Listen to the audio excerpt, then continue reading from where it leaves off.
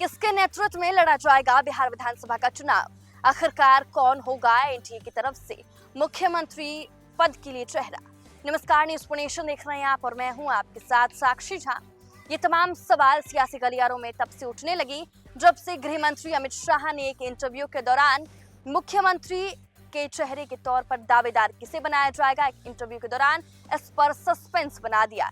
दरअसल एक इंटरव्यू में जब गृह मंत्री अमित शाह से पूछा कि क्या 2025 का बिहार विधानसभा चुनाव नीतीश कुमार के चेहरे पर लड़ा जाएगा, इसको लेकर अमित शाह ने कहा कि इस पर बाद में विचार किया जाएगा। तब से लेकर अब तक इस बात की चर्चा बिहार के सियासी गलियारों में जमकर हो रही है कि क्या 2025 में नीतीश कुमार का पत्ता साफ होने वाला है, क्या बीजेपी ने अपनी नई रणनीति बना ली है। लेकिन आखिरकार ये बातें सियासी गलियारों में क्यों घूमने लगी है, क्या है इसके पीछे इनसाइड स्टोरी, आइए हम आपको बताएंगे इस वीडियो में।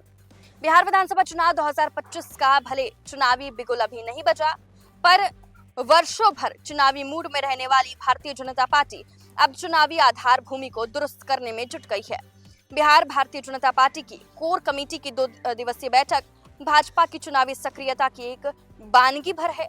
पर इस बैठक में ऐसे कई मुद्दे हैं जिस पर केंद्रीय नेतृत्व की राय प्रदेश भाजपा की चुनावी रणनीति बन सकती है।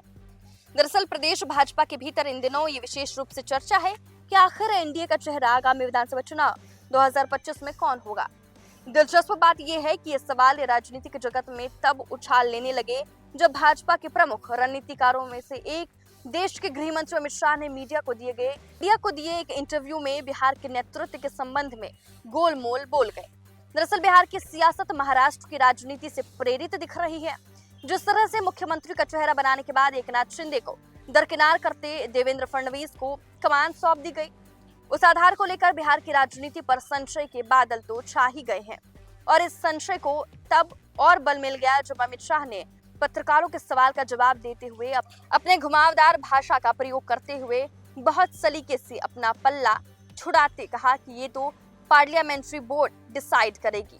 इसके साथ साथ ये भी कह दिया कि भाजपा का अनुशासित सिपाही हूं, अपने स्ट्रैटेजी को कैसे बाहर प्रकट करूंगा।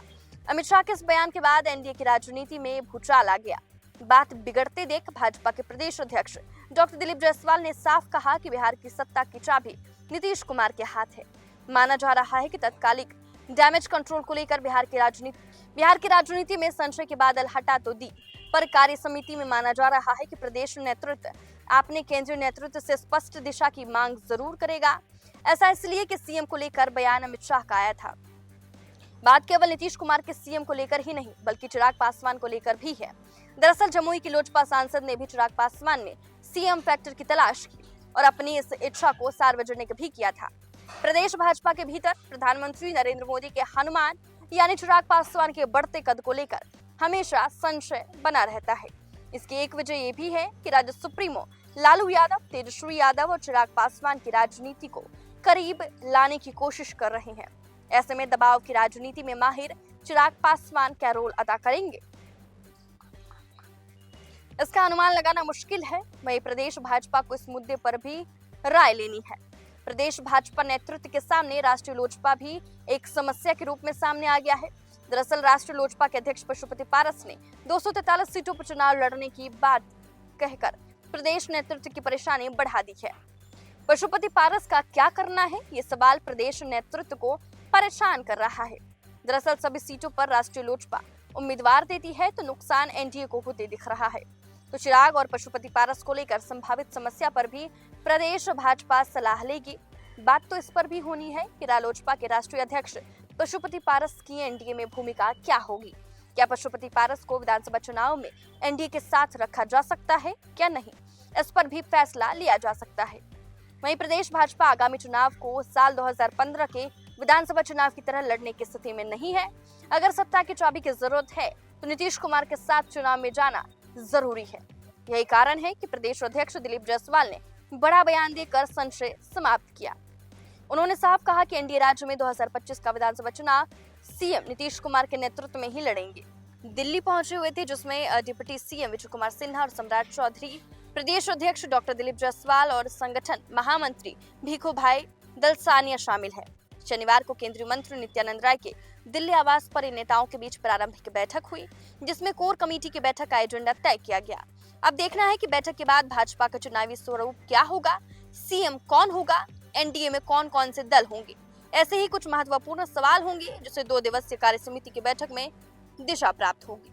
तो देखिए, ऐसे तो बिहार में विधानसभा का चुनाव 2025 में है, लेकिन अभी से ही बिहार में चुनावी माहौल नजर आ रहा है और दिल्ली में जो बीजेपी है उनकी कोर कमेटी की बैठक हो रही है। इस बैठक को लेकर कई सारी चर्चाएं सियासी गलियारों में चल रही है कि क्या बीजेपी अब तय करेगी कि 2025 में एनडीए की तरफ से सीएम का चेहरा किसे रखा जाएगा। क्या मुख्यमंत्री नीतीश कुमार एक बार फिर से सीएम की कुर्सी संभालेंगे या फिर किसी और को बिहार का कमान सौंपा जाएगा। फिलहाल के लिए हमें दीजिए इजाजत। अब देखते हैं।